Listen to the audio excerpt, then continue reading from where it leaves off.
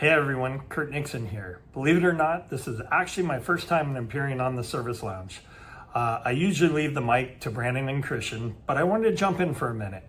We're doing something a little different. We're bringing back episode 1. Over the past year, we've had a lot of new listeners join the show, and we thought it'd be a perfect time to rewind the clock, revisit where it all started. What Brandon and Christian talked about on the first episode is still so relevant today. Real conversations, real challenges, and real insight into what's happening in fixed ops. Since then, the show has grown, not just in listeners, but in purpose. The Service Lounge has become more than we ever expected. It's a space for the industry to learn, reflect, connect, share. So whether you've been with us since day one or just starting to tune in, thank you. We greatly appreciate it. Now, let's take it back to where it all began. Here is episode 1 of the Service Lounge.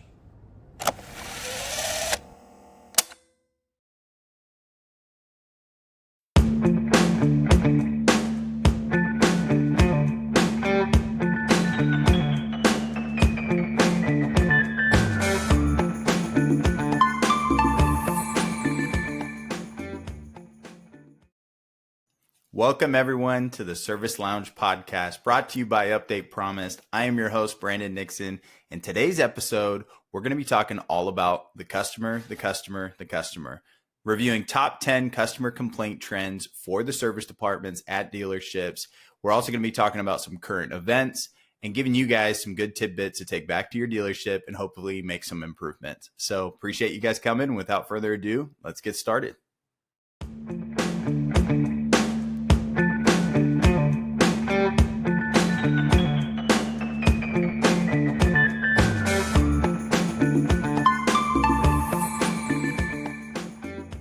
Welcome, everyone.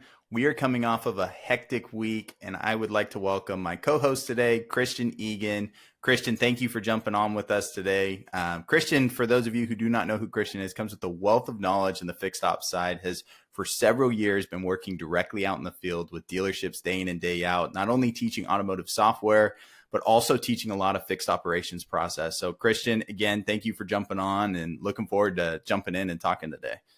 Thanks for having me on the first episode of the Service Lounge, Brandon, and I'm ready to talk about our 10 topics that we'll be going over today. Yeah, no. So before we jump into those topics, the first thing we're going to start off with is we have to talk about probably one of the most hectic weeks in automotive that we've seen in the last, I'd say, decade, to be honest. Probably the last big event that we ran into with automotive was COVID, when everybody was in chaos and didn't know what to do. Yep. This week feels eerily kind of like that with the CDK outage that's going on. So it's been crazy, but how are your dealers that you've been working with? How are they dealing with all of this? Yeah, it's definitely been up and down for them, right? Trying to navigate what their employees are doing, how they're getting their work done still, a lot of pen and paper, how to handle their customers, how to just sell a car. So, we've been talking to dealers, working with dealers on how can we help them make sure that they're taking care of their customers, things are being documented, they're able to stay open and get their work done as best as possible while they navigate, the uncertainty of just what's happening. Well, and for those of you who are listening in and don't know exactly what's going on, I'll just give a brief high level, but CDK Global has a nationwide DMS that operates in more than 50% of the dealerships around the nation. And they experienced a cyber attack last Wednesday. And that's still going on today. They are still down. Dealers are not able to access the DMS. They can't access their F&I products. They can't access their service products, right? Yep. So it's not only hindering just the dealerships that are on CDK, but it's hindering the nation as a whole. A lot of people don't realize, but automotive makes up more than 3% of the US's GDP. So when around 60% of those dealers are down, we're going to see an economic hit on this. There's no doubt that there's going to be things that are going to follow. I'm surprised we haven't heard that the government's gotten involved yet. I'm sure they may be in the background, but I'm surprised we haven't heard that yet. But what's blowing my mind is the scale of it all. It seems pretty huge. And I even sat down with dealers that weren't on CDK that are being affected by it. So it's been insane.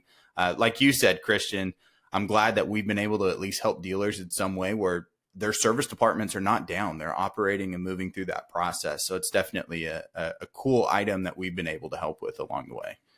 Yeah, we've been getting some good feedback from some dealers, right? Of, their customers are understanding, but they're still getting a good level of execution, right? They're still receiving MPIs. They're getting checked in. A lot of the normal processes are being followed. It just doesn't have that DMS connection like they're used to. Well, I think it goes to as well, I just had a conversation with a friend recently that, if you speak to any other financial advisor out there, they're going to tell you need to diversify your investments. And this is a perfect opportunity and to point that out when it comes to automotive, that, a lot of these individuals who are just stuck into one area, when something like this happens, you're kind of dead in the water. But the ones who have diversified in certain departments, they're still operating business and at a good level. So we've been doing what we can to help out, but of course it's been chaos, and we're hoping everything gets up. I honestly empathize with CDK, because I couldn't imagine. All I kept thinking this week is, what if that was us? What if that was us right now, right?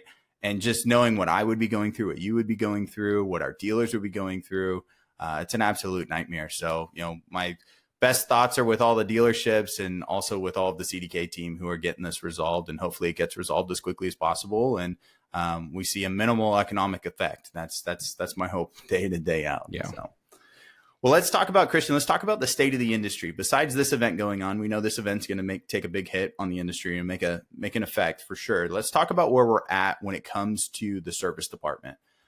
So one of the statistics I wanted to bring up first was, when it comes to vehicles coming into the service department, a study actually just got put out in May that the average vehicle on the road is at 12.6 years now. And there's a lot of factors behind that, right? But, for it to reach that high, I wouldn't have even thought it was that high. Obviously newer vehicles, they last a lot longer, but a big factor in this is new vehicles. You can't afford new vehicles, right? Interest rates are super high. So I know that you've even gone through the process of looking at new vehicles recently, and interest rates are high. I've done the same thing. Yeah. So, we're seeing more people come into the service department, which is a good thing. And they're fixing their vehicles because they're older, but it's definitely an interesting spot with the service side, considering that new car sales are down a little bit. Yeah, definitely. And, you talk about just the average age of a vehicle. That means most trucks coming into dealerships are around 2011, right? Yeah. 2011, 2012. And on average, probably at least, most vehicles when we look are coming in with 60, 70,000 miles, depending on the year. So there's plenty of room for fixed ops and the service department to generate, those recommendations, get customers taken care of, and make sure they come back to the dealership when they need more service and they're not deflecting to, a different place or a Jiffy Lube. Yep. Well, I know every turn that you have, there's either a dealership or there's a small independent shop that can handle, oil changes. And those independent shops are winning in a lot of areas because they're going in quick, and it's going to tie to exactly what we're talking about today. Right. But before I jump into that, I want to bring up, I did some studies around, and I didn't even realize that they put this out, but the Consumer Federation of America each year puts out a report where they review the top 10 industry complaints from consumers. And there's, agencies around the nation that they're tracking, like Better Business Bureau, as well as they're tracking a lot of statistics regarding like legal cases and things like that. And the most surprising thing that came out of this report, it just dropped last month on May 20th, was that for the 8th year in a row, auto-related issues are the top consumer complaint. And that's above a lot of industries that I would have never thought, right? Yeah. And, you and I have talked about this. Our whole career is in automotive. And for 8 years in a row, we're still in this spot. We're still in this position where it's nothing but customer complaints. And it's not just service, right? We know service is a big issue, but it's sales as well. So what are your thoughts? Why are we stuck in this rut where we can't get out of it? I think there's a couple things that contribute to it. And I look back in just some personal experiences when I first bought my first new vehicle and some other things. And when you show up to the dealership for the first time, or, you hear of a family membership going to a dealership, there's a stigma that, there's not a good experience that's going to happen, or, a family member got, screwed over at a dealership or whatever it is. So there's that going. So when people walk into the dealer, they already have this image, or they think something's going to happen, and they're not giving the dealer a fair shot to earn their business maybe, or show them, hey, look at how good our customer service is. Look how good we'll take care of you. So I think a lot of that is just kind of what's been surrounding dealerships as a whole. But you do see dealers working really hard trying to improve that, taking big steps to get their customer service where it needs to be, so customers have nothing but good things to say about what's going on with the dealers they're going to. Well, and that's a huge part of what we're going to be talking on this podcast, not just this episode, but moving forward, is it's all going to be about the customer experience and what the customers are going through, right? Oftentimes as a dealership, we are instantly thinking about how can we make our processes internally great, which is a perfect opportunity for you to do. But at the same time, you can't forget about what the customer is experiencing, right? They're the ones who are paying that bill. They're the ones who are financing this department, getting to where it's at. So if you aren't customer experience first, I think that's a first mindset that you need to change. But I'm going to put up this list on the board, and this isn't the list that we want to review, but this is the top 10 categories, industries that have complaints, or that are the highest complaints. So I already said automotive's at the top. Home improvement and repairs are number 2.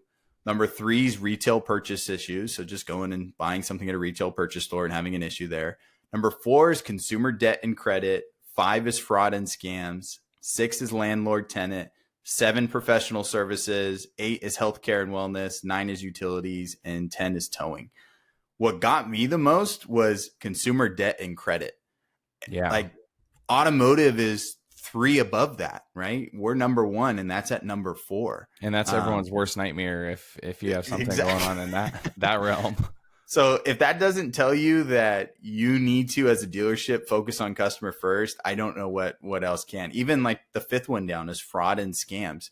I don't know about you guys, but I'm sure for myself, I get probably 10 to 15 robocalls a day, right? With fraud and scam and this or that, right? So that's like very prevalent in my life. We're still number 1 above that. So it's an interesting spot for us to be in.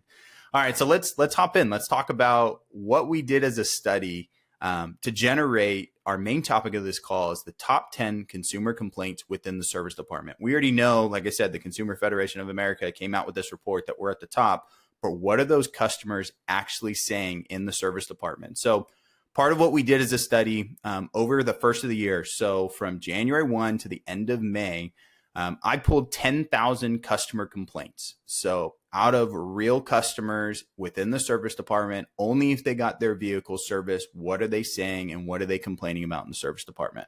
So I'm going to list out those 10. You guys are going to see them on the screen, but the number 1 is long wait times. Number 2 is appointment issues. Number 3 is being overcharged. Number 4 is rude staff. Number 5 is incomplete service. Number 6 is poor communication. Number 7 is poor service quality. Number 8 is dirty vehicles coming back to them. Number 9 is misdiagnosis. And number 10 is no shuttle service or lack of transportation options. So listening to that list, before I get some of your feedback, Christian, I just want to mention the top 2, long wait times and appointment issues, which I know they go hand in hand, makes up for more than 50% of those comments. So it's a huge percentage at the top, and then the rest is a still significant percentage, but way less, right? The 80% of the rest are all filled by only like 50, close to 40% of the comments, right? So what are your thoughts? Long wait times. What do you have to say about that? Like I said earlier, right? The dealerships are notorious for customers saying, "Hey, I made an appointment. I showed up at my time, maybe 5 minutes early. They said my promised date and time was going to be, in an hour or 2. And then I didn't get out of the dealership till 4 hours later." That's the constant thing from customers at a lot of dealers. And it comes to the appointments and how they're scheduling, which we'll get into. And then communication, I think you said was 6th on the list, but all these relate to communicating with your customer and setting the correct expectation. Yeah, I was surprised that we have communication lower down on that list. And let me just look so I make sure. Yep, we're at 6 on the list for communication. Yeah. But it doesn't surprise me, right? Because a big aspect of our tool is improving communication. So for that to be lower on the list, I think is great. Yeah. But to hear wait times doesn't surprise me. Yeah. So I'm going to read a couple comments from customers, and these are real customer comments. It took 3 hours for an oil change. My appointment was at 9 and I didn't leave with my truck until 12:30, ... Horrible. That customer's probably not coming back, right? Yeah. 2.5 hours for a simple oil change when you have a 7:30 a.m. appointment. It's ridiculous. I have a 1:45 appointment, didn't get out until 3:20. I believe it took too many walk-ins before me, right? Those are just 3 examples, but I really think those sum up exactly what we're seeing. And it ties to the number 2 of appointment issues, right? Yeah. You have to make sure that you're managing your workload of when people are coming in, what services you're booking, to make sure you don't result in those 2 to 3 hour oil changes when they can go to Jiffy Lube right down the street and get done in 30 minutes or less. Right? Yeah. And, we talk to the dealers about the capacities and, spread your appointments out throughout the day. We always want to, dealers put all their appointments in the first couple hours of the day, or tend to, and they're not really giving customers much options after 12 or 1, right? Yeah. But we've seen the dealers that are opening up their capacities later in the day. People are taking those spots up and people are fine with coming in later on, but a lot of times they're just not given the option. Yeah, no, I like that. Like I always tell stores, especially like your oil change op codes, jump in no matter what schedule you're using, whether it's us or using any of the other providers that are out there. Take your oil change, your basic oil change op code, which is what 80+% of customers are going to select, and lower that capacity in the morning and fill that op code more up in the afternoon. Yeah. And so that the customers see those are more available time slots that people they're working with, they're used to working with, are going to be in the afternoon there. But I think oftentimes we have to realize that that customer is taking time out of their day. They're taking time off of work, right? Or they drop their kid off at school and they got to get done before they pick up their kid from school. So this long wait time, and also to what you put in with communication, as long as we're keeping customers informed about what's going on, I think complaints like this won't come through, right? Because if it ends in a better, happier experience, then they're not going to go out and complain that, hey, it took too long. They understand the dealerships are busy, but if you keep them informed, they're not complaining as often. Yep. So let's talk about number 2, which is appointment issues. And it's really related to 2 main items through our trend analysis that we found, which was time, right? I booked an appointment and I was here for 3 hours. So I think it directly relates to that first issue. But also regarding recalls, there's an overwhelming amount of complaints that I booked my appointment for a recall to come get it done. And then you guys inspected my vehicle. I spent an hour and a half there. And then you told me, hey, you got to come back because we don't have the part for the recall. Yeah. How do dealers avoid that? What's their way of getting around that? There's a couple of different ways, right? And I mean, the obvious one is, and what we work with dealers on, is making sure that someone is checking those appointments with recalls and confirming the part availability. And if a part's not available or they have too many for a day, reaching out to that customer, letting them know, hey, can we get you scheduled for a different date and time? But if there's not a notification, an alert, or an email coming in right when those appointments are being booked and someone's not reaching out, then it's going to lead to possible issues exactly like what you're talking about. Well, and we work with many OEMs around the nation. And what's been surprising to me is that more OEMs haven't addressed this, but we only have 2 OEMs that currently work with us that have direct APIs that'll track the recall part availability and auto ship that part to you. And then what we do is we affect the available time to the customer. It's a really cool tool. But still, to think that only 2 OEMs have that capability through API to work with the distribution centers, identify when it's going to get there, provide that back to us as a provider so that the customer's only scheduling when they come in. That's an amazing process. We've seen that that's helped out a lot, but to only have a couple OEMs have the capability of doing that also hinders what the dealers, can address. But to your point, there's plenty of ways that dealers can address that and get that done. They just need to put the process in place, right? The alerts in place. I love the fact if I book an appointment with an alert, let's pop up an alert the whole entire parts department so that the parts department can jump in and say, that customer's booked for Thursday next week. No way we're going to have the part for that recall. You know what parts are needed for that recall. You can look that up, get it ordered, reschedule. Overall, that customer is going to be happier so that they don't have to take 2 days off of work, right? I took 1 day and you told me come back in a week. That's instantly going to lead to a negative comment. And if whether, whether it was someone's fault or not, right? But if that customer shows up, spends the time there, like you're saying, and then doesn't get it done, and they have to, oh, I got to come back next week now, that could lead to them possibly looking up another dealership, going somewhere else, so you're leaving the door open where they could not come back to your dealership just because of this one situation, or just frustrate them that much. Yeah. So the last thing I want to mention here, and you mentioned it briefly earlier, is tracking your walk-ins versus appointments.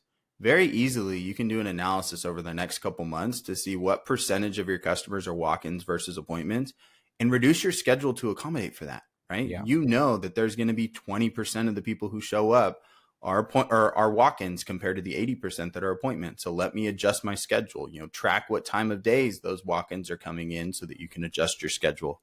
There's plenty of different aspects within the programs that you're using today that will allow you to make sure you're evenly, working that out and getting that handled along the way as well.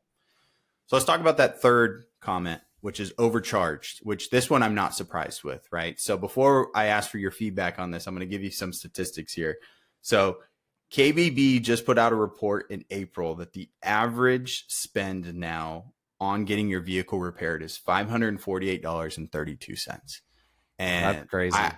Average of getting repaired is $548, meaning there's a ton more above that. And there's some that are less, right? When we think about lower mileage vehicles come in, where it's just an easy oil change for $100 or whatever it might be, and it's still averaging out at $548.32. That's a huge number.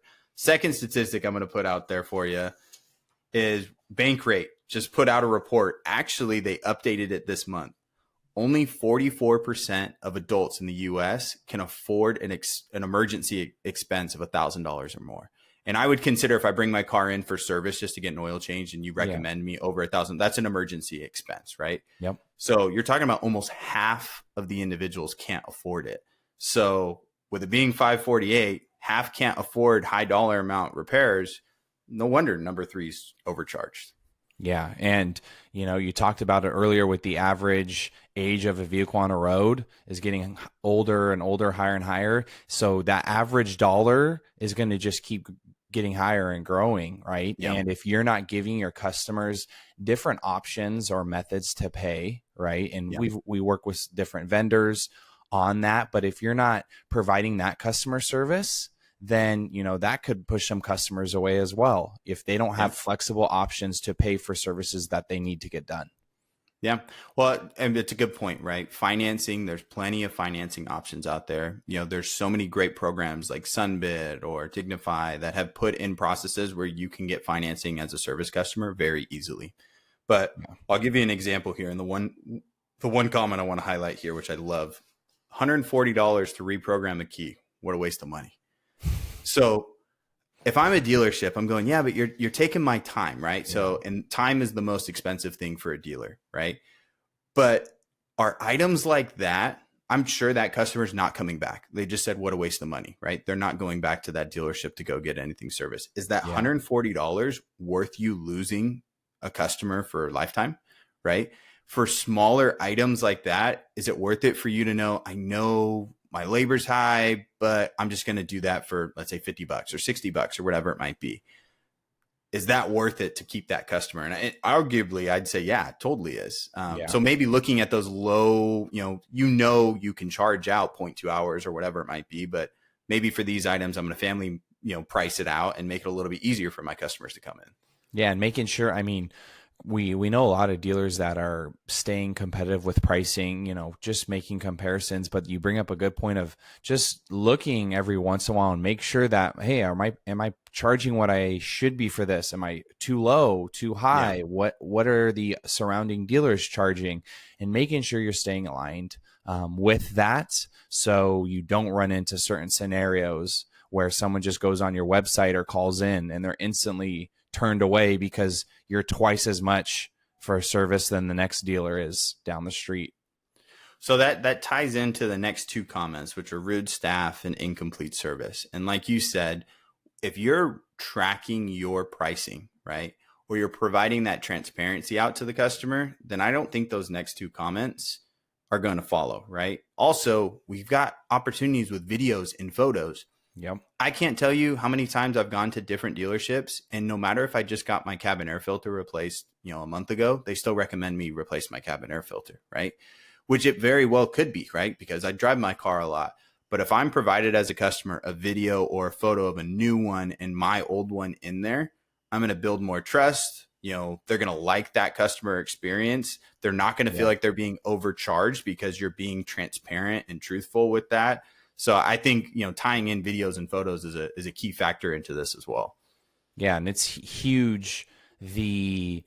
What you get from the customer's perspective when they actually see that technician with the video walk around going over the details, right? And then they see the supplemental photo with what the issue is. They can look at it, zoom in on it. They have the price. It's all there and transparent, and it just helps the whole experience, and it helps sell the job, right? If they actually need it to get done, right? The customer is going to see and be like, oh man, yeah, I need to get this done. Not just leaving it up to them to decipher a phone call with an advisor if I actually need to get this taken care of or not.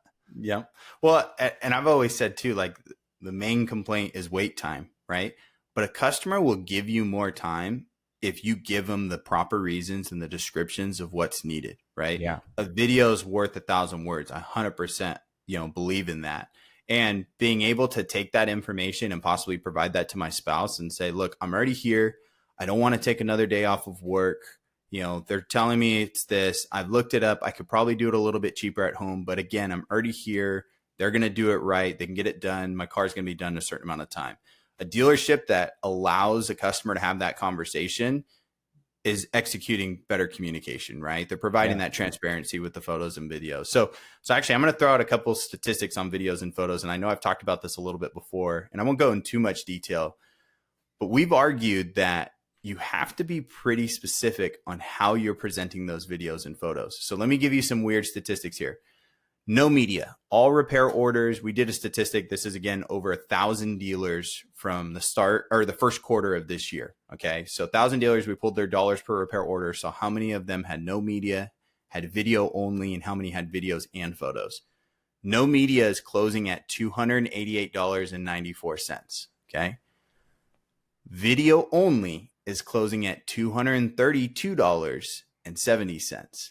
That is 19% lower than not taking media at all. Now, before we talk about that, let's jump to the next statistics. Videos and photos are closing at $361.42, and that's 25% higher on the dollars per repair order for no media compared to it's even higher. It's 36% higher than the video only. So let me ask you, why do you think video onlys are lower while video and photos are higher?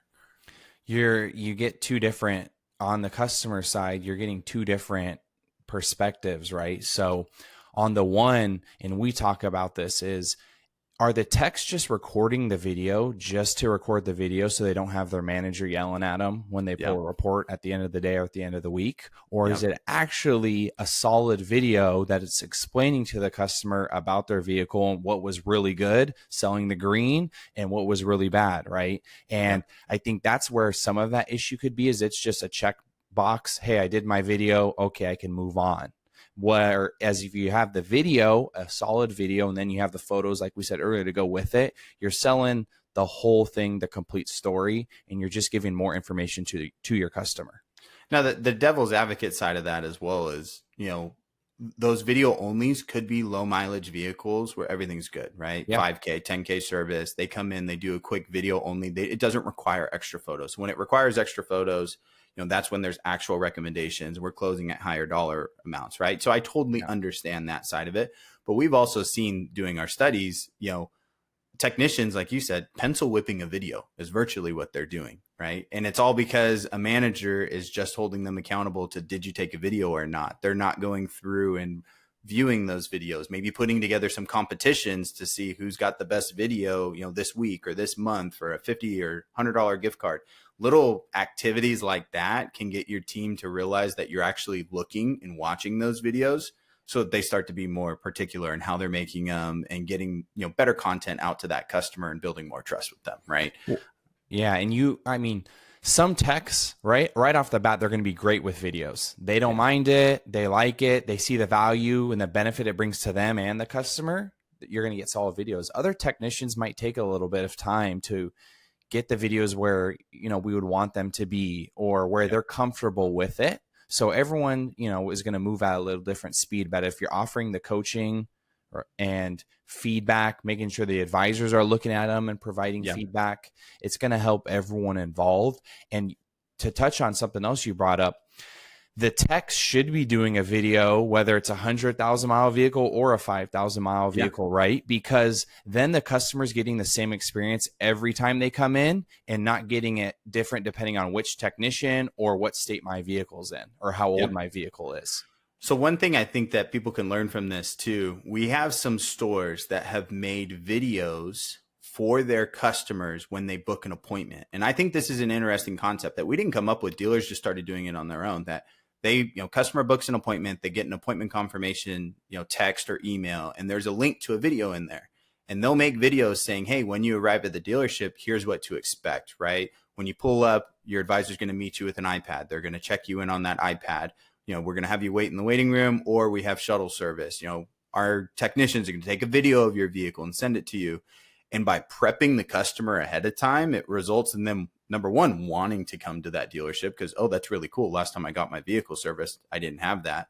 And number two, you get your customers holding you accountable. I can't tell you how many times we've had those dealers come back and go, yeah, you wouldn't believe that when they don't get that video because we told them that we would give it to them, they complain about it, right? Yeah. So it's a great, technique for a manager, not only to use them holding the dealership or their technicians accountable, but the customers holding the technicians accountable as well. Yeah. So let's talk about the last couple items on this list when it comes to complaints here. Number 6, like we talked about, poor communication. We skipped over one. Number 5 was incomplete service. Number 6, poor communication. Number 7, poor service quality. And I think all of those go hand in hand. We've talked about communication, poor service quality, things like that. But I'm going to read a couple comments here. So incomplete service, had to come back for the same issue multiple times. Clearly, like what we've said, making sure you're paying attention. Poor communication, no call back. Advisor seemed overwhelmed, which I think ties to the rude staff comment that we had earlier, right? When advisors are getting overwhelmed because you haven't set up your capacities right, you're going to result in the comments like this. And then poor service quality, I think part of that is tying into incomplete service, because if they come home and what they originally came in for isn't fixed, I'd be upset because now I got to come back and it totally disrupts my schedule, right? Yeah.